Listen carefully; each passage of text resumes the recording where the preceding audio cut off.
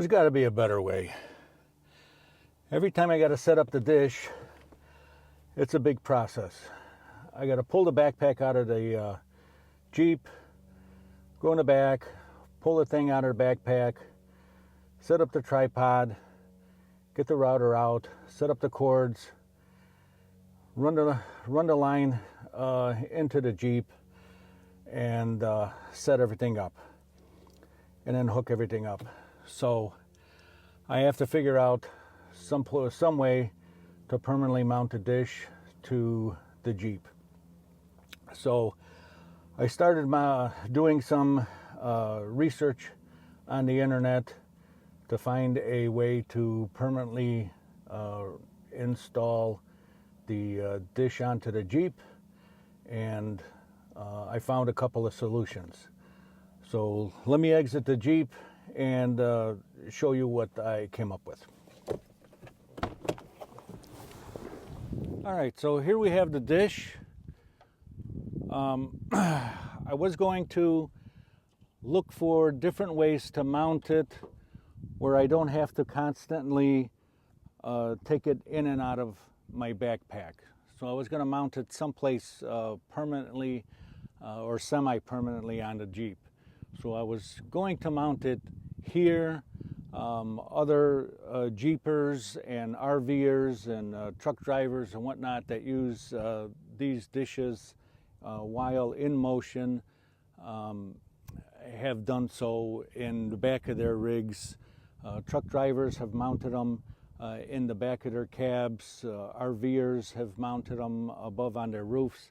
So I was looking at other solutions and other places I can mount mine. This here would be an ideal solution. I was trying to figure out how I can mount this. But because I off-road a lot, I figured this solution would be a good place, but it would wobble a lot because of all the back and forth and all the articulation of the Jeep. So I was trying to figure out a place that I can, or a way I can mount this and have it not bounce around so much. So in doing my research, there have been a lot of hacks, if you will, where folks have modified their dishes to flat mount them. A lot of folks had simply went into the dish and disabled the motors to not allow the shaft to move, and simply just mounted them flat, devised brackets to elevate the dish high. So that certainly would work, but then it would elevate the dish and certainly make a very tall bracket. But then I found a company out of San Diego called StarLink Systems, which modifies this dish, removing the motor altogether and making a polycarbonate mount for it, taking the motor off, as I've done so here. I'll show you the bracket in a second, and mounts the actual dish in a very sleek mount. So follow me up front and I'll show that to you. And what we have here is the top half of the dish mounted in a new polycarbonate mount. So the actual StarLink dish is removed from the motors, mounted in a polycarbonate shell. It's actually called starboard material with a polycarbonate top, completely waterproof, O-ring sealed, and I have it suction cupped to the hood of my Jeep, and it's wired inside. So now there is zero install time every time I park. I can use it while it's in motion, and it's very simple. I don't have to set it up every time I stop, And matter of fact, I can use it while I'm driving. So let me show you how it's done. We're going to go over to StarMount Systems. I'm going to introduce you to Brandon Walsh, who is a professional race car driver, and that's how he devised this system. While he was racing in the Baja 1000, he ended up with a StarLink system, and what he wanted to do is live stream his races. So he ended up taking one of the StarLink satellite systems, drilled or cut a hole in the top of his race car, and dropped the whole system into the roof of his race car, and was live streaming his race in the Baja 1000. So again, he decided there had to be a better way, and he came up with this mounting system. So, and then he ended up starting the company, and he now has over 500 units in the field. So, and follow along, and here, I'll introduce you to him. My name is Brandon Walsh. I'm the owner of StarMount Systems, and what we do is we take your big dish like this, and you turn it into that. All right. Now, how'd you get started in all of this? Well, I'm an off-road racer. I've been racing for 17 years, and last year at the Baja 500, or this year in June, I took my StarLink just like this. I cut a hole in my roof the same size as the dish, dropped it straight in, put 2 ratchet straps over it, and I wanted to live stream Baja for the first time. And as long as I've been racing in 55 years of Baja racing, no one's ever been able to live stream live from a race car footage, like NASCAR and IndyCar and all that stuff. So it's just unfortunate because I think Baja racing is one of the most badass, exciting type of racing there is, but no one knows anything about it because we can't broadcast it. And by the time the videos do come out, it's 2 weeks later, we already know who won, and I really want to figure out a way to get it so that people can watch these races live. And we're able to accomplish that with one of these. So then the racing organization wanted me to build different style mounts. I think I have one here right now, but a little bit bigger. It kind of retained the whole dish. It's a little bit taller, and then we evolved into more of the flat mount. So kind of all happened on accident, to be honest, and now I'm cutting dishes apart every single day. So you can see how many I've done recently right here. So Boy, got a lot of pieces there. Oh yeah. So right now we're just marking the line here for where we got to cut. This is the cutout for your plug that goes into the flat mount that we make. So the next step is the point of no return, where we take our Dremel tool and we start drilling into this bad boy. And start chopping it up. Chopping it up. So all right. you let me know when you're ready. Sounds good. You ready? Okay, we're getting to the point of no return. This is the point of no return. So if you have any last words to say, this is the time. All right, go for it. All right.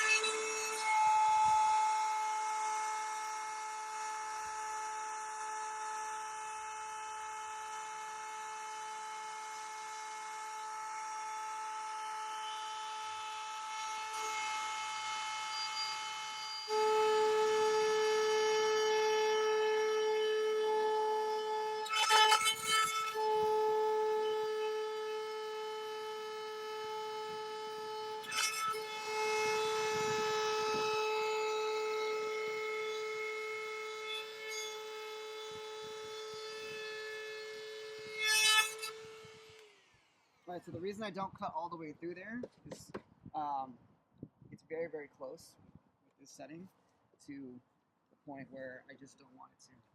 Where do you want this? Okay.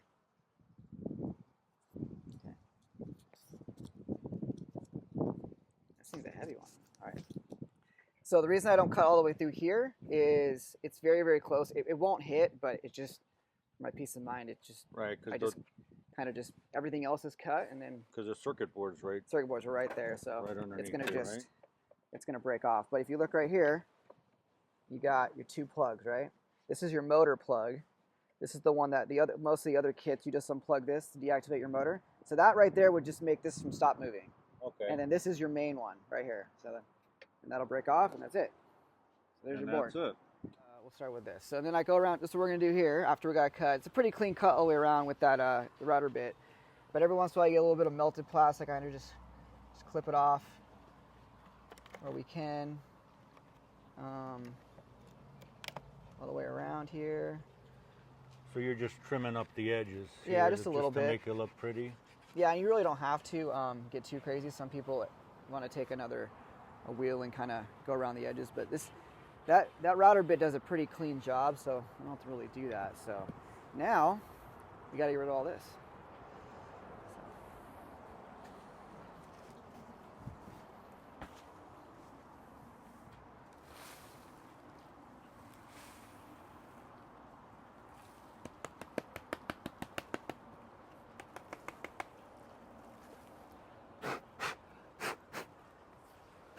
Now, technically, you could probably use like an air gun here, but there's just a lot of small electronical stuff on here, and I don't think me blowing with my mouth is going to be enough to hurt it. So some of those air compressors are pretty intense. So there's no need to waterproof that or anything, but then that's what your case does. The case itself is going to waterproof it. Yeah, you'll see when we put that together. There's a big O-ring that goes all around the whole outside of it that keeps everything.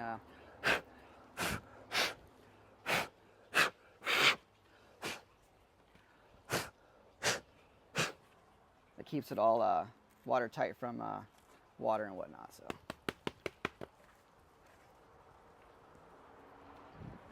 all right. So there's that all cleaned out. And there it is. Now we got to take this guy apart. So let's put this over here. So as you can see, this is your regular pole. It usually goes like this. We got to take this apart, and where your wire plugs in here, we need that plug. So we got to extract that plug from this thing. So that's what we're going to do here. So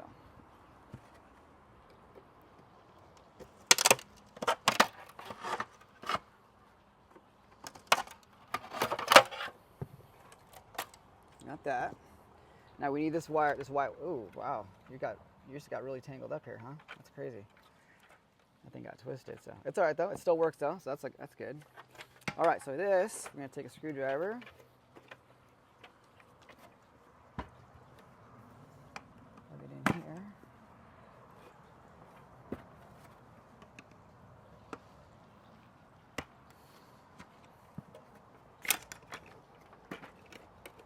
That off. Break off one of these.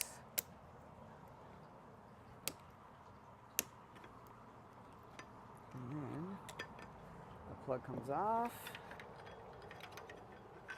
pull that through there.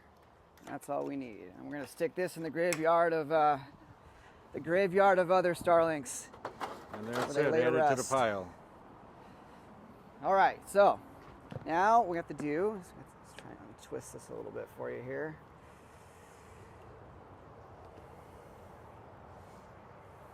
Okay, so we have to clip these guys off. We don't need these anymore. Carefully clip these off so you don't get the wire. 1,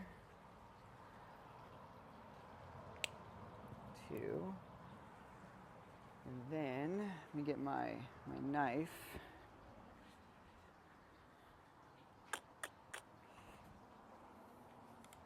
So some of the older models, this is what's on there. Okay. It's one of those, which is super easy. We just clip it off, get rid of it. Problem is, the reason we can't use this anymore is because the flat mount is so thin that this will hit your board. So we got to get rid of this, which you don't need it. So we're going to get rid of it. So when you don't have this one, you got to cut it out. So that's what we're going to do right now.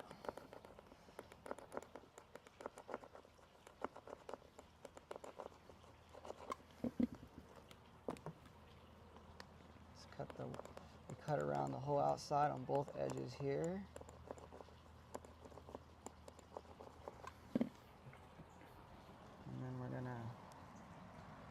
peel this up.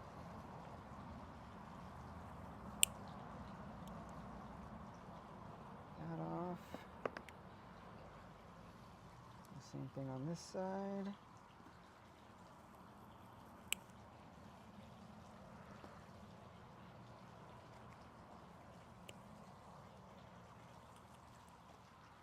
So you're just cutting that off because that's going to interfere with the height of it, yeah. With the height? Yep. So this is probably the trickiest part, honestly. It's the part that is part I dislike the most, because there's really no easy or efficient way to do it. You just got to kind of be careful and cut what you can cut, you know. All right, so as soon as you got that disconnected, like that, this should all come off.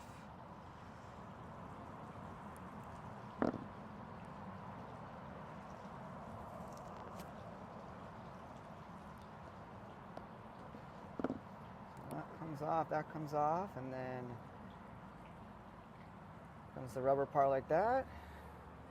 Now what we have to do here is we really have to break this off. So it doesn't take a lot. You can use anything. I'm going to use this as a show example. It doesn't take a lot. Boom. And there you go. Break it off. It's just a big magnet. We don't need any more. So okay. If I wasn't doing it on wood right here, it would have broke a lot easier, but this is wood, so. All right, so now we got this right here. This is what we need. So now let's go get the mount. So this is the... if somebody would order this and be doing this all by itself, this is what comes in the box. Correct, and the O-ring will already be in there for the customer set, and then what comes with it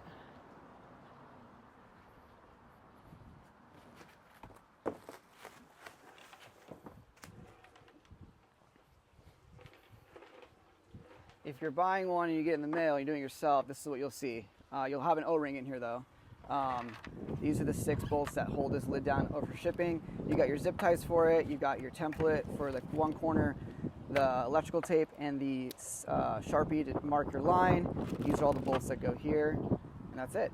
And obviously everything else you need is on your StarLink already, so. Okay.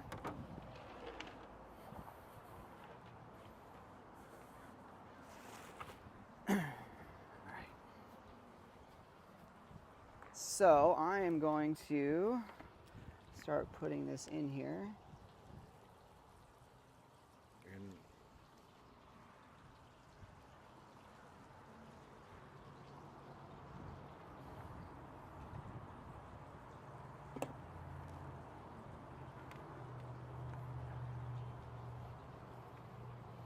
And again, if someone buys it already, this is already in there and all glued down and all that, so.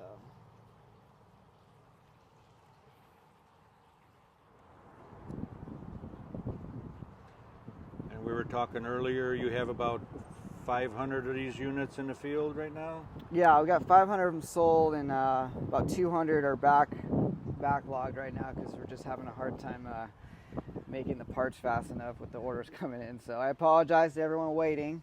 It's not on purpose, I promise you. We're just trying to figure out how to scale this thing better so that I can make parts faster for everyone. So, like I said before, all this kind of happened on accident, and kind of just learning as we go with the fastest way to produce the parts for everyone. So now this is not the only mount you make, right? You have obviously the mount for the high performance dish, which is behind you. Yeah, that one's not out quite yet. We're still but you're still, that's the prototype right there. That's the first one, so that'll be out soon. And then we're also going to start working on some alternative mounting solutions for the new RV in motion flat mount that StarLink makes themselves.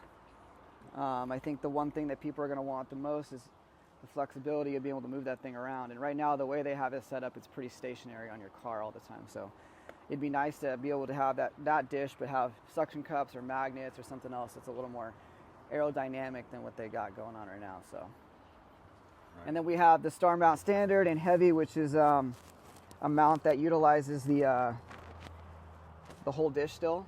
You just have to deactivate your motors. You don't have to do a whole lot of cutting like this one, so that's nice. But both this one and the other one require 0 wire cutting, so that's good. I know a lot of people don't like to cut wires, so Right. that's good.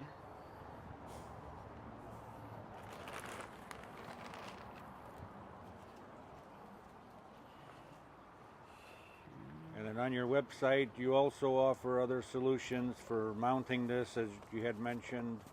You have suction cups and magnets to mount this particular Correct. modification as So well. the bottom of these, the bottom have the 4 corner holes on all 4 corners are tapped all the way through.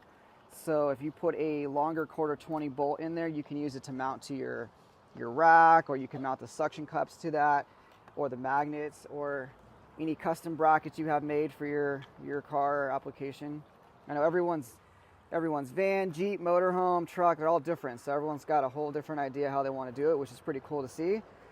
So that's kind of gives everyone the option to do what they want to do with it, you know. I know for yours, you might be mounted a couple different ways, so. Right, so I plan on putting it on my rear cargo box when I'm in motion, but I may have an option to put it on my solar panel on top. But I do want the option to completely remove it as well. Mm-hmm. If I'm parked in a situation where I'm under trees or so forth, I can still remove the panel from the rack and move it away from the Jeep. We actually make something called the StarMount Flex, where it's a suction cup. It uses your existing tripod that everyone has, and part of your leg that we cut off of it, and there's a suction cup adapter that goes on that stick, and then you just suction cup to the back of it, and you can have it straight up and down. You can tilt it wherever you want. So we just came out with that last week, so that's going to be something new too. So that's for people, like you said, that park under a tree and they're at a campsite for, you know, especially the RV guys where they have these massive RVs and they have to park in a certain spot. Your Jeep, some of the van guys, they have more flexibility where they park because they're a little smaller. But some of these big RVs are kind of stuck in one spot, you know. So it's really good for stuff like that where they can take it off and move it wherever they need to move it, you know. All right, now this is one of the most important parts. If you are doing this yourself, you have to use this stuff. Don't use silicone. Silicone will not hold. Silicone does not stick to plastic, especially starboard. That's what this is made out of. This is made for plastic. It's also waterproof.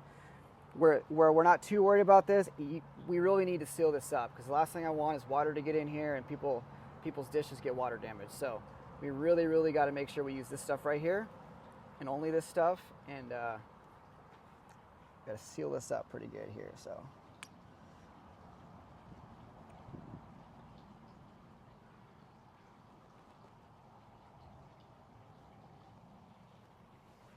please don't use silicone. Don't use your own, what you think is going to work. Just trust me and just use this, and we won't have any problems. So it's worth going to the store and buying. It's only like $5. So Home Depot, Lowe's, Walmart, they all have it. So it's good stuff. It's made by Gorilla Glue. It's called Clear Grip, and it's awesome. So that's just to seal up this, to make sure that no water gets in this crack right here, any condensation. And we'll let that dry, and then we'll put the dish in. So. Okay, and you said the whole bracket is made out of what material? Starboard. Starboard? Yep. It's UV resistant. Your dish is going to probably be obsolete technology-wise before the plastic is a problem. So that's good. Well, that's good to know. And then the lid is made out of polycarbonate, so I was telling Ben earlier, you could put that on the ground and hit it with a hammer and it won't crack. It'll actually dent it before it cracks it, so it's pretty good. I don't suggest hitting your StarLink with a hammer, but yeah, just saying. It's pretty strong stuff though, so. We got your dish cut apart, and we got your mount ready to go, glued in, everything's dry. So we are going to put the dish in here and we get some of this stuff out of here. All right, so I'm gonna tilt it, we'll go this way so you can see. We're gonna put the dish in like this. This plug right here goes into here. We're gonna have to kind of bend it down a little bit. Pull this a little bit more. It's in there, and straight on down, boom. And that's it. So that's it.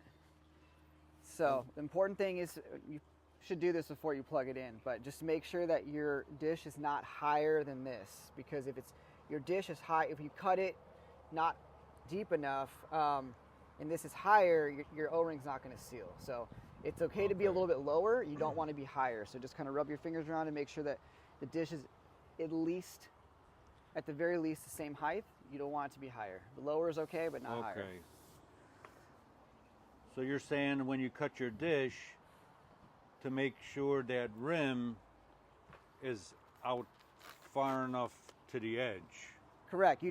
So like if this was higher, like if the dish was higher than this plastic, okay, the O-ring's not going to do its job, right? Okay. You want this O-ring to be the highest point by a lot.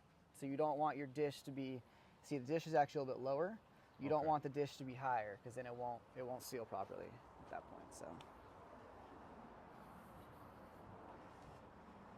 and then we'll wipe your dish off here. Some people's come in really, really dirty because it's been outside for a long time, and seeing as they're going to cover it up right now, anything that's on this you're going to see it forever. So try and get it as clean as we can.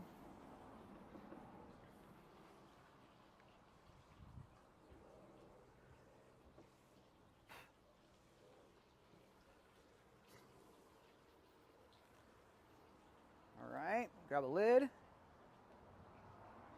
I have a lid.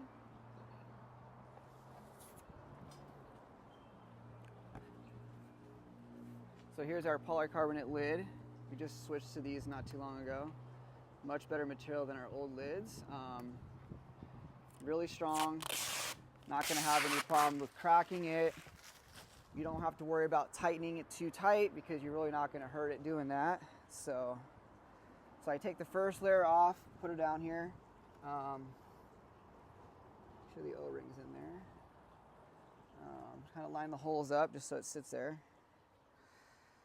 Sorry, I have an O-ring material problem here.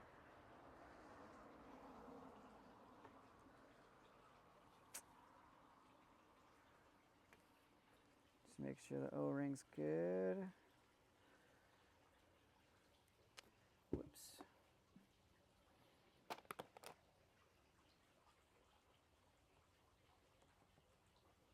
Yes, this is really important that your O-ring's good, and always make sure that where it comes together, that it's glued together properly right there. And then stick it right on top. Get it kind of close there, and then peel the top layer off. And you'll be able to see after you have this layer off if your O-ring's in there good and you're lined up.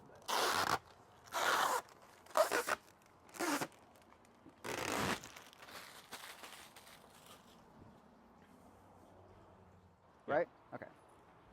Yep. Are you using these ones, or do you have? No, those are mine. There's 4 underneath the table. Make sure they're white though. There's black ones in there too. Oh yeah, you got a bunch. I have a shit ton. Do you want black ones or white ones? White ones would match, but black ones would match the rest of your Jeep, so it's up to you. Okay, so we're going to put suction cups on the bottom. Suction cups on the bottom for this one. He's going with the black with the white, which is new. No one's done that before, so that's a first. These things are pretty sweet. The way they work is you put it down, you keep pressing this button. It's a vacuum, so it vacuums for you, which is awesome. So yeah, the 4 corners of this mount have the ability to thread all the way through. So we have an 1.25 inch bolt that goes all the way through, gives us a little bit over a 1/4 inch, and then these just screw, because they have a 1/4 also, they just screw right on in. So that's a standard 1/4 and that's Standard 1/4, boom, right there. That's it. And that's just a cover. And It's just a cover, yeah.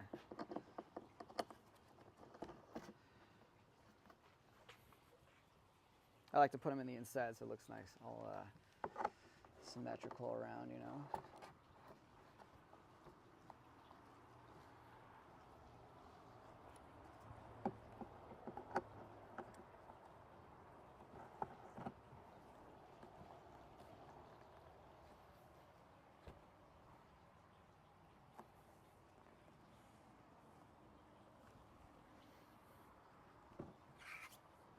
There it is. there you go, all done. All done. So Ready to now rock we and just roll. got to test it. We'll test it right now. Make sure we didn't, you know, make sure we're still undefeated. I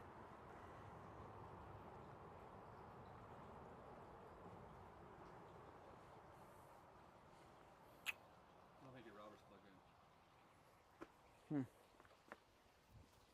Good call. That might help.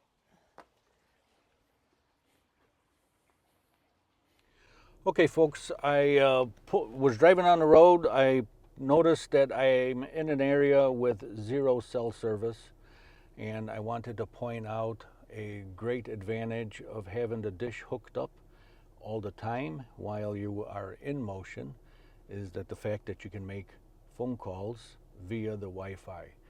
So here I am in an area that has 0 service. Cell phone service, no coverage. So, and I wanted to demonstrate that for you. Okay, I want to point out that I have 0 cell service, and just to make sure, I turned off cell service altogether. Okay, just to demonstrate this. I have only Wi-Fi and Bluetooth turned on. So I will make a phone call. I'm going to tilt the phone away from the cameras so I can make a call.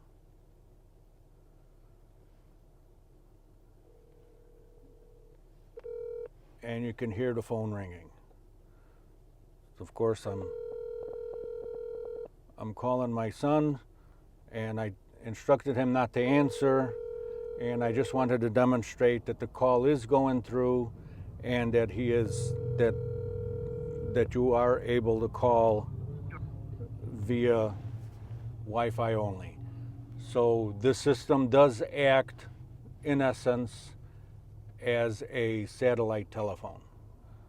So it's fantastic, and that's one of the huge advantages of having your satellite dish hooked up permanently in your vehicle as you are moving. So also, since we are recording, I just wanted to demonstrate that I do have 2 iPads hooked up. The top iPad is my mapping system, which is updating on the go, and my lower iPad, I'm demonstrating here that I am streaming Netflix, but I do not recommend you do that as you're driving. This is for demonstration purposes only. I repeat, demonstration purposes only. I do not watch Netflix as I am driving. I just hooked it up just to let you guys know that you can run multiple devices at the same time. For you RV folks or truckers that have a TV installed in the back, you can run multiple devices for your passengers, so you can entertain them in the back as you are moving. So, and here, I'm going to pause the video and we'll come back to you in just a few moments when I get the vehicle moving, and I will let you know that, or I will show you that how this thing works as we are driving in motion. Okay, I happen to be on a windy road here, so I can't really get it up to highway speeds. I'm doing 50 miles an hour, but you kind of get the idea. I'm doing 55, which for most places is average. And we're we're still streaming. My maps are maintaining up to date, and all is working well. So it's a fantastic system. The dish is working well, and I highly recommend it.